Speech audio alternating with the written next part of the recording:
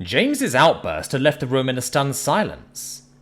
Even the quiet gossiping between people in the audience had stopped.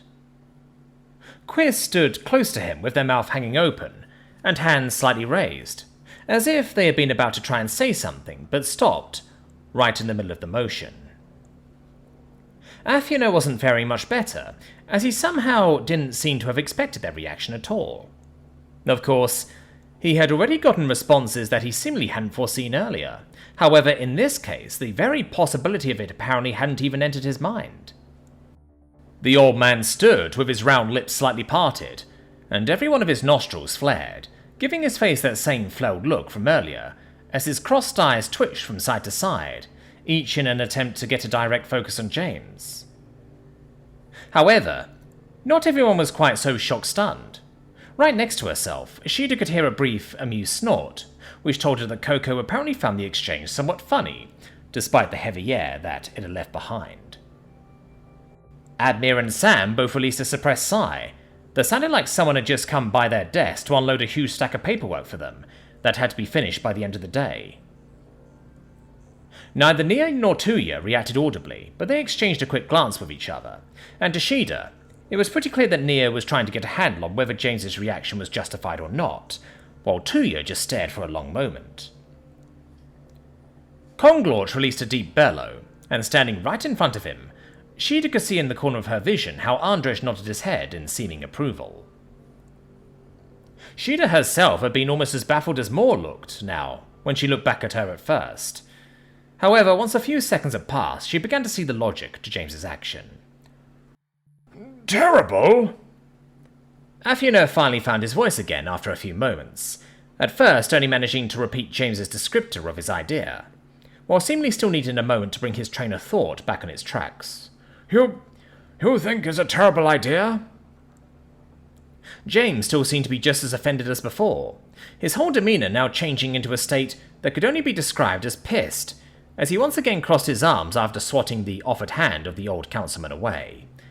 Yeah, he said, his tone very clearly indicating that he believed that to be the most obvious thing in the world. He even lifted his eyebrows slightly, as if he seriously couldn't believe that he would possibly have to explain this. Though it seemed he wasn't about to just go ahead with it without needing to be asked.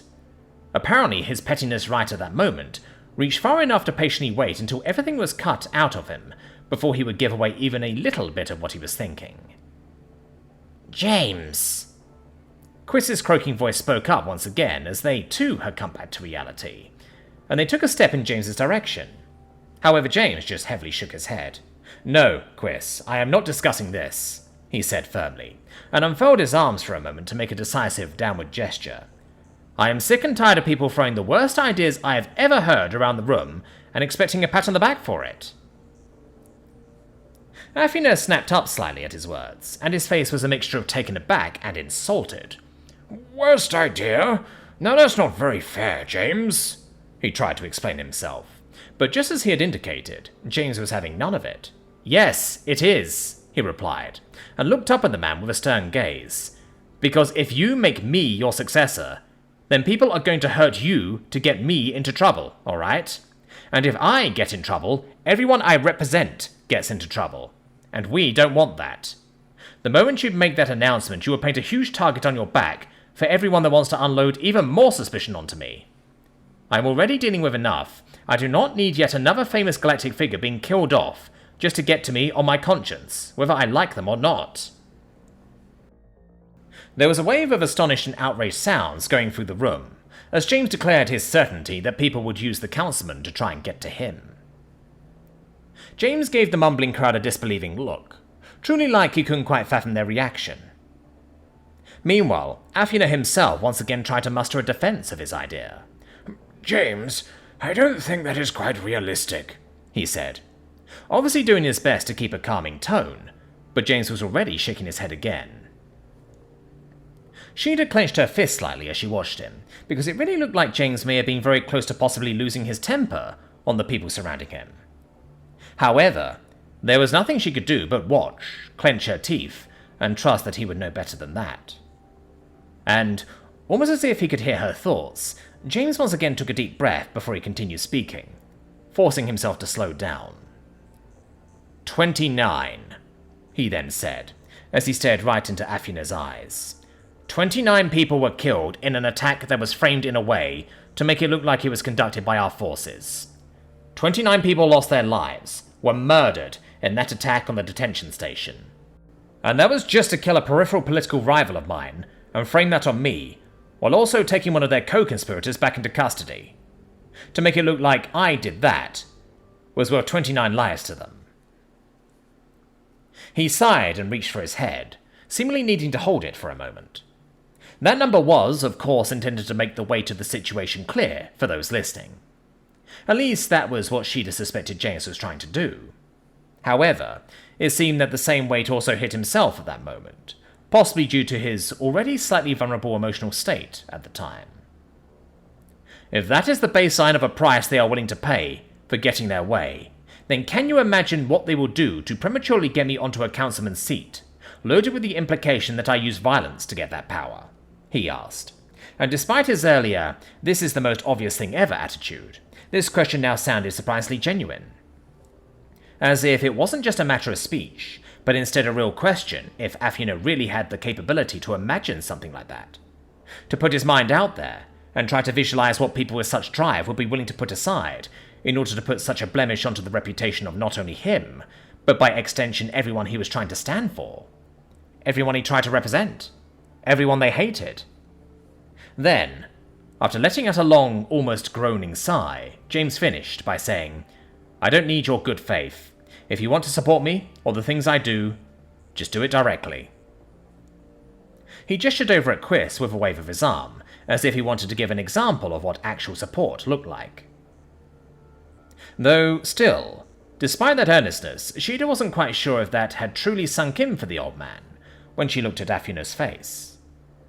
Honestly, did that old guy think he was untouchable? It was hard to tell what was going through his head, as his face fell into a pretty neutral expression.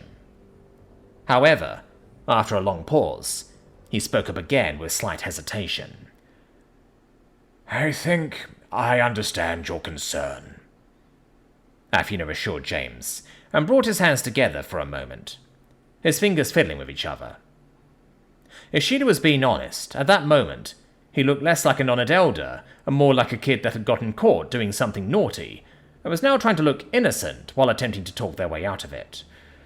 I guess, from your position, having to assume the worst, it really must seem like I, didn't think this through all too well. Oh, he's sorry that we feel that way, Coco mumbled right next to Sheeta. And it was almost like she was translating James's thoughts at that moment, because he, too, looked everything but accepting of that apology. With the wind now thoroughly taken out of his sails, and James's posture and demeanour very clearly indicating that it was unlikely for him to be pulled out of his current mood low any time soon, Afina remained in place and fiddled for a moment longer, before finally clearing his throat. I'm going to heed your earlier request and arrange a proper appointment for the two of us to exchange our thoughts with the people.